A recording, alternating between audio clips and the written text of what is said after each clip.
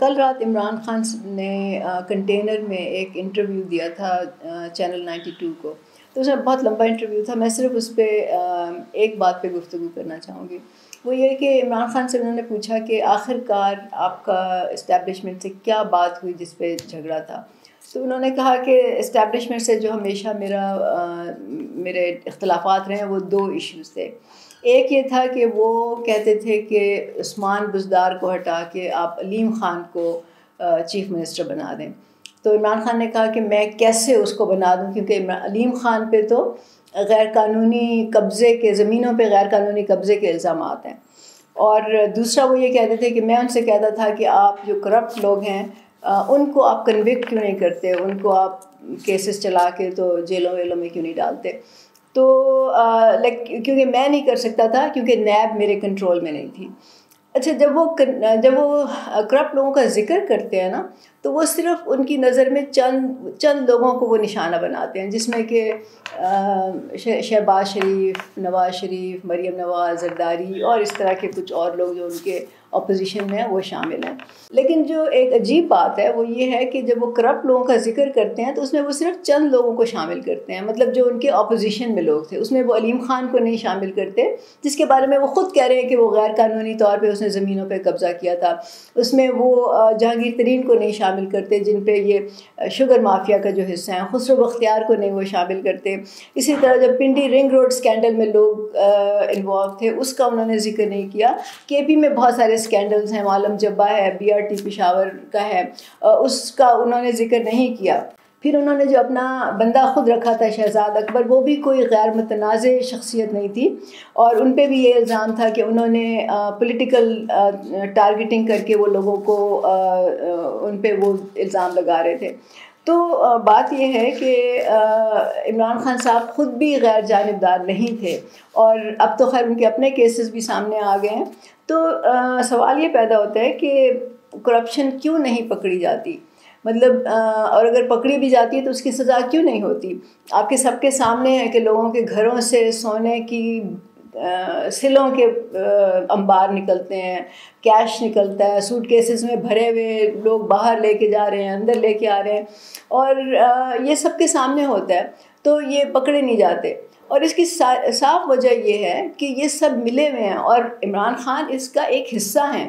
یہ پورا ایک طبقہ ہے جو کہ آپس سے ملا ہوا اور ایک دوسرے کو پروٹیکٹ کرتا ہے. اگر ان میں سے ایک بھی پکڑا گیا تو یہ سارے پکڑے جائیں گے، ان سب کے راز کھل جائیں گے. تو یہ قانونی جو کرپشن کرتے ہیں اور غیر قانونی دونوں طرح کی جو کرپشن کرتے ہیں، ان میں سے کوئی نہیں چاہتا کہ وہ ان کی نکل آئے اور ان کا کچا چھٹا جو ہے وہ سب کے سامنے کھل کے نظر آ جائے. تو اور اس میں ایک بات واضح کروں کہ صرف سیاستدان نہیں ہیں. ابھی جب قاضی فائز عیسیٰ صاحب جو آسمہ جہانگیر کی برسی کے موقع پہ بات کر رہے تھے، انہوں نے کہا کہ مجھے پلاٹ آفر کیا گیا تھا، اور جب میں نے اس کی تفصیل پوچھی اور کہا کہ میں کس طرح سے اس کے لیے ایلیجیبل ہوں، تو پھر مجھے اس کا کوئی جواب نہیں ملا. تو یہ قاضی فائز عیسیٰ تو مطلب آپ سمجھ لیں لاکھوں میں سے ایک ہیں. لیکن اس طرح مطلب ایسے بہت سے لوگ ہیں جو فائدہ اٹھاتے ہیں پلاٹس، نہ صرف کہ وہ اپنے لیے لیتے ہیں بلکہ اپنے دوستوں، یاروں اور خاندان والوں کے لیے بھی لیتے ہیں. اور یہ صرف پلاٹس تک بات وہ نہیں ہے، کنٹین نہیں ہے، اور بھی بہت سی چیزیں ہوتی ہیں. تو یہ ایک پورا طبقہ ہے. تو اس میں اب جو دوسری بات میں کہوں گی وہ یہ ہے کہ عمران خان صاحب جب سیاست میں آئے تھے اور جب اسٹیبلشمنٹ نے ان کی ہیلپ کرنی شروع کی تھی اور ان کو سپورٹ اور پش اور ان کی فائنینسنگ وغیرہ شروع کی تھی، تو عمران خان صاحب کوئی بچے تو نہیں ہیں. ان کو معلوم تھا کہ یہ ان کے ساتھ اس لیے ہو رہا ہے کہ اس وقت اسٹیبلشمنٹ کے نواز شریف صاحب کے ساتھ جو تھے وہ اختلافات تھے، اور اس کے مقابلے میں وہ کسی ایک اور پاور کو لے کے آنا چاہتے تھے، اور ان کو لگا کہ عمران خان صاحب میں پوٹینشیل ہے کہ وہ اس طرح ایک شخصیت بن سکتے ہیں. اب عمران خان نے شاید دل میں سوچا ہوگا کہ جس طرح میں باقی لوگوں کو استعمال کر کے پھینک دیتا ہوں، مطلب انہوں نے تو بہت سارے اپنے ساتھیوں کو استعمال کیا اور اس کے بعد ڈسکارڈ کر دیا ہے. ان کے نام میں نہیں گنواؤں گی، لمبی بات ہو جائے گی. تو ان کا خیال تھا کہ اسٹیبلشمنٹ کے ساتھ بھی ایسا ہی کریں گے.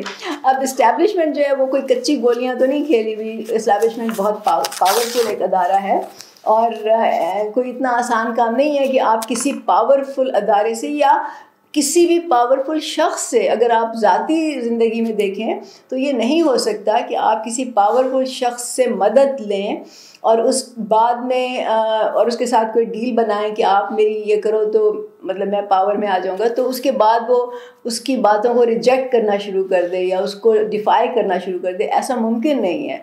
یہ پوری دنیا میں ایسے ملکوں کے درمیان بھی یہی جو ہے اسی طرح کے معاملات چلتے ہیں. تو اگر عمران خان صاحب کو یہ بات نہیں پتہ تھی تو وہ یا تو نائیو تھے یا پھر بیوقوف کا لفظ میں نہیں استعمال کرنا چاہتی، ان میں سمجھ کی کمی نہیں تھی، یا وہ I don't know he didn't know in depth کہ یہ مطلب یہاں پہ کیا مسئلے چلتے ہیں.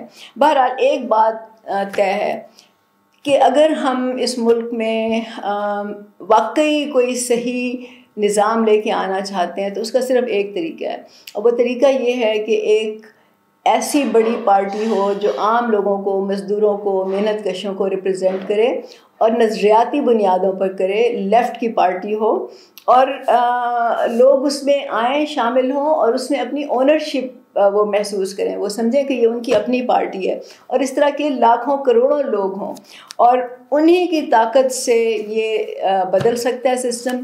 اور برابری پارٹی پاکستان جو ہے اور جواد احمد جو اس کے چیئرمین ہیں وہ یہی کرنا چاہتے ہیں.